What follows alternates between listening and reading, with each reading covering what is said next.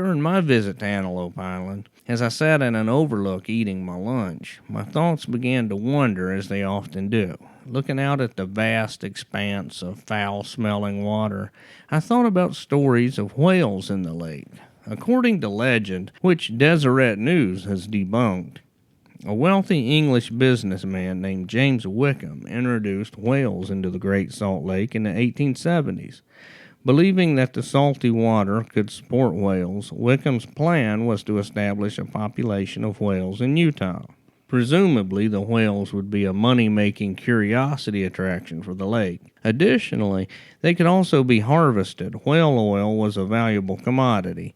Its demand was sure to increase as pioneers from the east continued to settle in Utah. Wickham had 2 whales, each 35 feet in length, shipped all the way from Australia to San Francisco.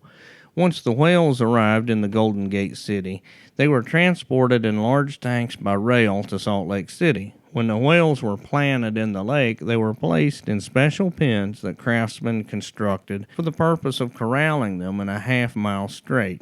However, the whales quickly broke free from their pen and headed far out into the lake. Wickham returned to England, but left an associate to look after his whales. This whale of a story did not end with Wickham's return to England. 6 months later, his escaped whales were spotted 50 miles from where they broke free. The whales had grown to 60 feet in length and were accompanied by juvenile whales. Allegedly, the whales in the Great Salt Lake were hunted to extinction. This quirky story came from a Provo newspaper, the Daily Enquirer, in a June 24, 1890 article titled Whales in Salt Lake.